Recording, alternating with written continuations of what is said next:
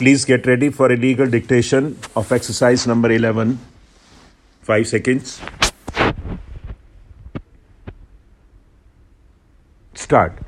During the pendency of the suit, an application in terms of Order 39, Rule 1 and 2 of CPC was filed praying for an order of injunction and restraining the defendant from interfering with the possession of the plaintiff in the suit property and from taking forcible possession by breaking open the padlock in the suit property.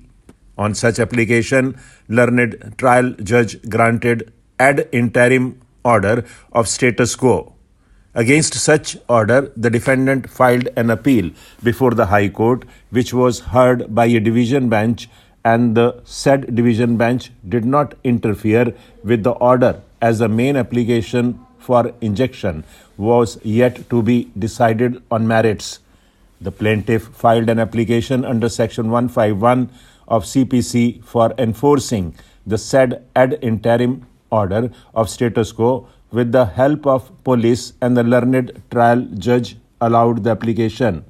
Thereafter, the defendant filed a revision before the High Court, but the High Court did not interfere with the said order on the ground that so long as the ad interim order was subsisting, there was no reason for interference with the order for implementation of the order.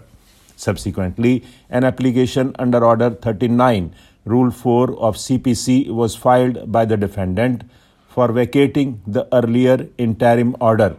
The High Court noted that it would have normally remitted the matter to learned trial judge for consideration of the application under Order 39, Rule 4 of CPC, and the written objection filed to the original application for injunction on merits. But it was pointed out that in the suit, the plaintiff had not impleaded the three sons of the defendant who had admittedly become co-owners of the property along with the defendant, and as such no effective order of injunction can be passed in the suit in the absence of all the co-owners of the property. The High Court therefore held that in the circumstances it was a fit case where application for injunction filed by the plaintiff was to be dismissed in the absence of necessary parties to the suit, and on that ground alone the application was dismissed. The High Court noted that it had not gone into the merits of the case, and only on the technical ground as noted above, the application for temporary injunction was rejected. In view of the dismissal of the appeal, the application had become infructuous.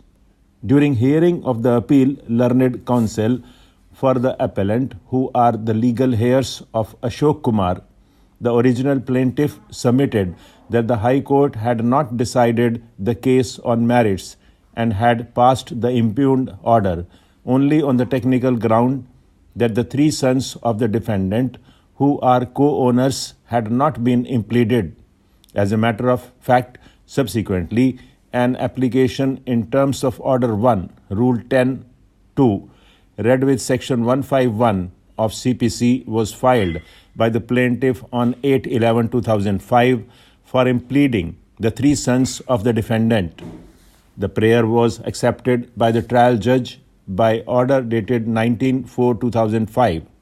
As the basic objection was to the maintainability of the application no longer survives in view of the impleadment of the three sons of the defendant, the matters need to be heard afresh. As noted above, the High Court noted that it had not gone into the merits of the case, and except on the technical ground of non-impleadment of the three sons of the defendant, the application for temporary injunction was rejected. In view of the changed circumstances, we remit the matter to the trial court to consider the matter afresh. The effect of the impleadment of the three sons of the defendant, needless to say, shall be considered by the trial court. The appeals are accordingly disposed of. there will be no order as to costs. Stop.